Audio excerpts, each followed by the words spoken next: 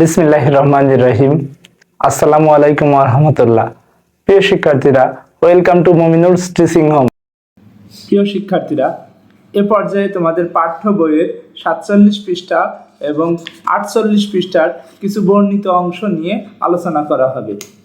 দেয়া আছে 2.6.2 বাংলাদেশের বৈশ্বিক উষ্ণতার প্রভাব, অর্থাৎ বাংলাদেশে যে বৈশ্বিক উষ্ণতা তার প্রভাবটা বা আমাদের জনমানব এবং জীবন প্রতিটি জীবের উপর কেমন প্রভাব আনতে পারে তা এই বর্ণনায় আমরা জানতে পারব। বাংলাদেশে বৈশ্বিক উষ্ণতার একটি বড় প্রমাণ হলো এখন গ্রীষ্মকালে অনেক বেশি গরম পড়ে। কথাটা খুবই চিরন্তন একটা সত্যি কথা। আমাদের দেশে যখন গরম পড়ে, গরমের দাবদাহে গরম সহ্য করাই কঠিন হয়ে পড়ে। এমনকি মাঝে মাঝে বায়ুমণ্ডলের তাপমাত্রা 47 ডিগ্রি সেলসিয়াস পর্যন্ত উঠে যায়, যেটি আগে কখনো হয়নি। এগুলো তো আমরা আগের ঘটনা দেখিনি, কিন্তু এই যে 47 ডিগ্রি বা 46 ডিগ্রি প্রায়ই দেখা হয় গরমকালের তাপমাত্রা 40 ডিগ্রির উপর থাকে, যখন বাইরের রোদে যাওয়াই যায় না, যেটি আগে কখনো হয়নি। ইতিহাস যারা পড়েছে বা জলবায়ু নিয়ে যারা পড়াশোনা করে তারা জেনে বলেছে যে 47 ডিগ্রি বর্তমানে কি বাংলাদেশের গ্রীষ্মকালীন তাপমাত্রা, সর্বোচ্চ তাপমাত্রা। চিন্তা করতে পেরেছে একবার, 47 ডিগ্রি, এর সাথে যদি আর তুমি 13 ডিগ্রি যোগ করে দিতে, তাহলে কিন্তু পানি বাষ্প হওয়া শুরু হয়ে যেত।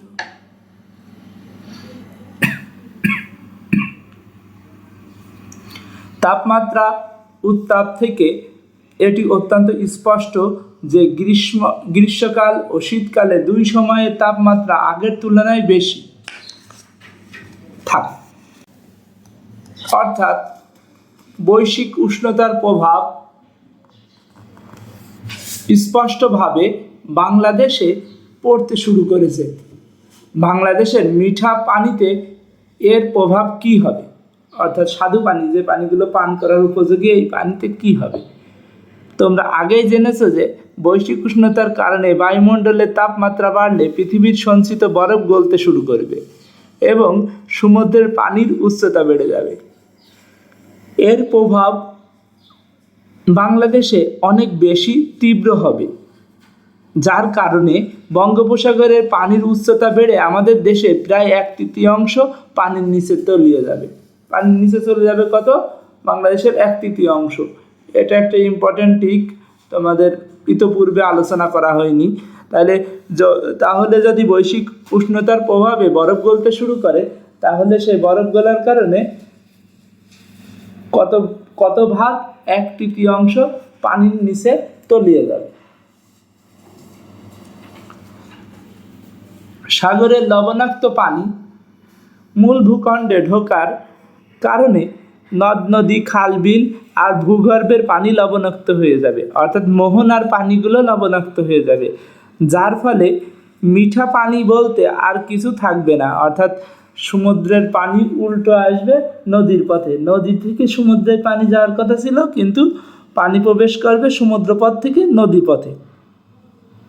তোমরা হয়তো জানো যে সাতক্ষীরা সহ বাংলাদেশের দক্ষিণ পশ্চিমাঞ্চলে অনেক জেলায় চিংড়ি চাষের জন্য নালা কেটে লবণাক্ত পানির মূল ভূখণ্ডে আনা হয়।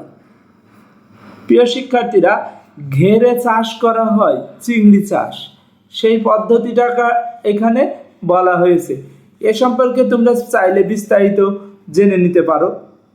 প্রিয় শিক্ষার্থীরা, আপাতত আমরা মনে রাখবো ঘেরে যে গলদা চিংড়ি, বাগদা চিংড়ি চাষ করা হয় সেই ঘটনা বলা হয়েছে। এ কারণে ওই সব এলাকায় ভূগর্ভের পানিসহ মিঠা পানির অন্যান্য উৎস লবণাক্ত হয়ে পড়েছে, ফলে খাওয়ার এবং অন্য কাজে ব্যবহারের উপযোগী পানির তীব্র সংকট দেখা দিয়েছে। বলতে গেলে ওই সকল এলাকায় মিঠা পানির একমাত্র উৎস এখন বৃষ্টির পানি, অর্থাৎ তাছাড়া নদী, নালা, খাল, বিল, পুকুর, এমনকি ভূগর্ভস্থ পানি তাই মেলে না ওই এলাকায় মিঠা পানি হিসেবে। এমন দেখা গেছে প্রায় 10 থেকে 15টি গ্রামের মানুষ সবাই মিলে একটি পুকুরে বৃষ্টির পানি ধরে রাখে এবং সারা বছর সেই পানি পান করে। এক সমীক্ষায় দেখা গেছে যে পানি আনার জন্য গৃহবধূকে অনেক সময় 7-8 কিলোমিটার পথ পাড়ি দিয়ে পুকুরে ধরে রাখা পানি আনতে হয়। এই লাইনটা তোমরা প্রশ্নে লেখার জন্য মুখস্থ করতে পারো। অর্থাৎ সাধারণত গৃহস্থলীর কাজ করে গৃহবধূরা 7-8 কিলোমিটার পথ পাড়ি দিয়ে খাবার উপযোগী মিঠা পানি নিয়ে আসে। বৈশ্বিক উষ্ণতার ফলে সাগরের পানির উচ্চতা বেড়ে গেলে পুরো বাংলাদেশে এই অবস্থা হতে পারে। কথাটা আমাদের জন্য শোনাও বেশ হুমকি স্বরূপ। ধারণা করা হচ্ছে প্রতি 100 বছরে পৃথিবীর তাপমাত্রা 1 ডিগ্রি করে বাড়তে আছে, অর্থাৎ যার কারণে বাংলাদেশের নিচু এলাকাগুলো ডুবে যাওয়ার ভয় আছে। প্রিয় শিক্ষার্থীরা, পাশাপাশি এর পিছনে আর একটা সমস্যাও হয় যে বাঁধের কারণে এখন আর পলি মাটি আসে না। পলি মাটি এসে যদি সমুদ্রের তীরবর্তী এলাকাগুলো ভরাট হতো তাহলে এই বিপদ হওয়ার সম্ভাবনা কম ছিল। ইতোমধ্যে কয়েকটি দেশে অংশ হিসেবে, যেমন মালদ্বীপ ভারতের কিছু অংশ, এই দুটোই ঠিক কোন কোন দেশে এই ধরনের বিপদ হয়েছে। বৈশ্বিক উষ্ণতার ফলে সাগরে পানির নিচে উচ্চতা বেড়ে যাওয়ায় পানির নিচে ডুবে গেছে, অর্থাৎ কিছু অংশ ডুবে গেছে।